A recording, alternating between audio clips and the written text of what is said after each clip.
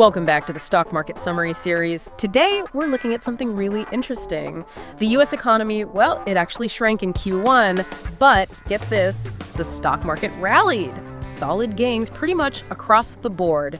How does that work? We're going to unpack why this matters, how it fits together, so definitely stick around. Oh, and before we dive in, if you find these daily summaries helpful, maybe hit that like button. It doesn't cost you anything, but it really helps us out.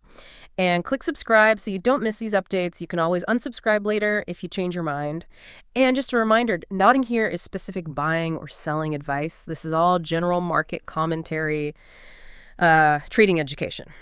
Okay, let's jump into the market action today. Looked like it built on yesterday's rally, right? Yeah, definitely kept that momentum going. The S&P 500, the SPY, it climbed to 0.78%, getting pretty close to that all-time high again. The NASDAQ QQQ, that was up 0.94%, just continuing that push higher we talked about yesterday. And the Dow, DAA, gained 0.95%. So it's putting a bit more space between itself and those moving averages, the 20-day and the 200-day. That's that bullish shift we mentioned. Right, strengthening confidence there. But here's where it gets really interesting, I think, the Russell 2000. Yes. The IWM really stole the show today, didn't it? Yeah. Surged 1.62%. And what's key is it's now testing its 200-day moving average and its last swing high.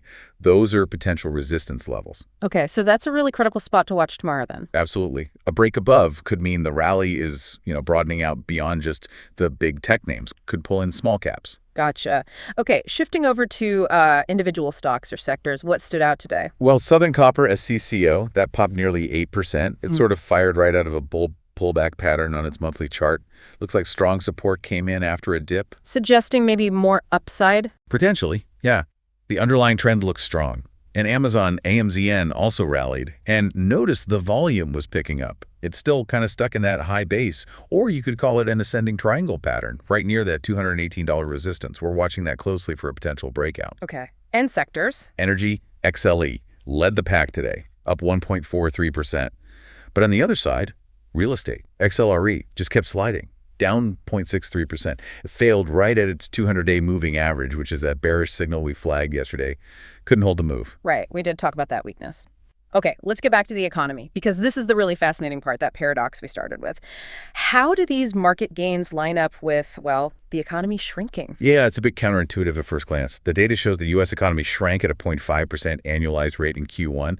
That's actually worse than the previous estimate of management 0.2%. Wow, okay. But the key thing here seems to be why it shrank. It looks like it was largely driven by tariff-related import surges. Meaning companies just bought stuff early, before tariffs hit. Exactly. So it might be less about weak domestic demand and more about, inventory management. We didn't get new inflation or consumer confidence numbers today, but yesterday's conference board data did reflect some of those tariff worries. And Fed Chair Powell, in his testimony, also sounded cautious about rate cuts because of all this tariff uncertainty. But what's fascinating, and maybe what the market is focusing on, is that durable goods orders for May surprisingly jumped 16.4%.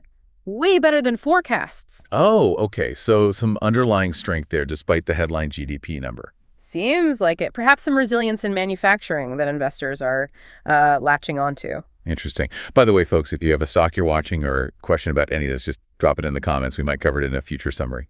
Okay, let's quickly touch on crypto and metals. How are those charts looking? Bitcoin, BTC, managed a small gain, about 0.22%. It's holding above its 20 and 50-day moving averages. That's generally a bullish setup, technically speaking. If it breaks higher from here, it could, run pretty fast. Right, the run without use scenario. Could be. Then you have gold, GLD, which slipped a tiny bit, 0.11%. Still seems like it's searching for direction. Silver, SLV, actually added another 1% today, building on yesterday's momentum right off that 20-day moving average launch point. So we're watching both metals for potential bounces if these levels hold. Okay. Seeing moves like SECO breaking out clearly or XRE failing at resistance like we saw. It really underscores basic trading wisdom, doesn't it? Yeah. Knowing when to let a winner run versus cutting a loser quickly. It sounds simple, but it's crucial. Absolutely. And that's exactly the kind of practical stuff like capital and risk management that we really drill down on in our mentorship program, helping traders navigate setups like Amazon's pattern or avoid getting caught in something like that, real estate rejection. Right. It's a serious program, focused on helping you learn to manage risk effectively, that whole best loser wins idea, with support until you recoup the investment. Okay, so let's wrap this up. What's the main takeaway today? Seems like a definite bullish push in the markets. SPY near highs, IWM testing resistance, silver strong, all while the Q1 economy technically went backward. Yeah, and connecting it all. The big question this raises, I think, is the market looking past this Q1 contraction? Are investors seeing something better ahead, maybe focusing on those durable goods numbers? Or, is there a potential disconnect brewing between market optimism and the underlying economic picture? That's something we really need to keep a close eye on. Definitely something to think about. We'll track it. Catch you in the next update.